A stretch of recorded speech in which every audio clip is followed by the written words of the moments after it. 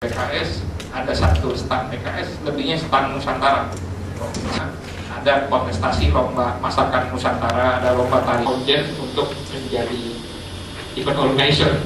Berbagai macam suku, ada Chinese, ada orang Hindu, orang Nasoro hadir lagi ditangani oleh PKS. Nah ini kredibilitas dapat pengakuan dari masyarakat walaupun itu hanya PKS saja kan gitu. Kenapa tadi? Ya karena teman-teman di sana tuh baik-baik kan gitu, nggak bikin kegaduhan, kader-kader PKS. Terus juga secara ijtima'iyah mereka bergaul dengan siapa aja, amaliyah mereka juga orang yang mau kerja sama-sama dengan masyarakat yang lain, sehingga dapat pengakuan antum ini. Jadi pertama PKS di situ waktu itu satu-satunya partai yang register, yang terdaftar.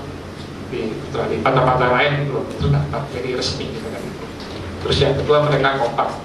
Saya beberapa tajuk ada yang main CP, ada pakai baskom, perosotan. Jadi memang suasananya orang muslim yang ada di sana, ada yang hadir itu ada diskutasi hubungan sosial yang sudah dibangun oleh masyarakat, terus wali kota, lurah itu masyarakat. Dokter itu kan dokter yang sudah dikasih dan bekerja sama dengan siapa saja, agama apa, ras apa, tamayus. Tamayus itu artinya kita politik itu kan tadi hegemoni berebutan pengaruh, yang terus kemudian ada kontestasi dan kompetisi. Pas tadi rekor, kita berkompetisi, berkontestasi sehingga orang memberi pengakuan kepada kita bahwa kita yang terbaik gitu. Keunggulan baik itu kira-kira yang harus kita hadirkan dalam hubungan. Jadi segmentasi hubungan kita perluas kan gitu. Berbagai kalangan ada. Artinya nanti dalam masuk secara ideologis tadi kan doktrin yang disebut dengan mabadi yang diikuti oleh manhaj oleh satu sistem, tapi nanti asalin uslub. Nah ini masuk pada tatanan perilaku sosial yang tadi saya bilang al-ma'ruf itu. Dominan kaum muslimin kalau kita breakdown saja. Terus kedua Undang-Undang Dasar 45.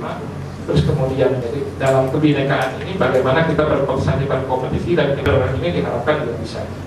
Nah kemudian yang kedua mobilitas vertikal.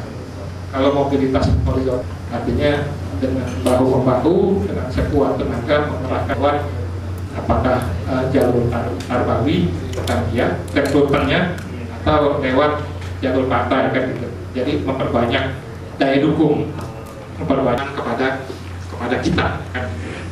Nah, yang mobilisasi vertikal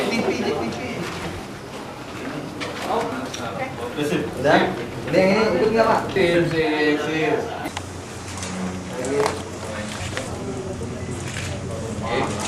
Gaya wasit.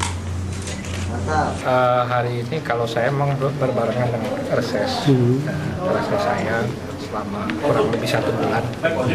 Itu reses itu kan kita melakukan satu hubungan silaturahim, menjaring aspirasi dan melakukan komunikasi dengan konstituen, dengan kader, dengan konstituen di dapil, terus dengan mitra-mitra, dengan aparat. Itu yang kita lakukan selama reses ini. Dari beberapa kali reses apanya Pak yang diserap dari masyarakat? Ya macam-macam ya. Kalau ke kader terus memberi support, terus para kader juga mungkin menyampaikan aspirasi mereka. Masyarakat juga ada yang persoalan infrastruktur, persoalan pendidikan atau persoalan lainnya. Kemudian kita tampung. Saya sebagai anggota DPR yang dapilnya di Kota Bekasi dan Kota Depok, tentu nanti ketika masuk memperjuangkan aspirasi dan kepentingan mereka terkait soal banjir, soal jalan yang rusak dan sebagainya, yang itu domain pusat. Karena ada yang domain pusat, ada domain provinsi, ada domain kota atau kabupaten.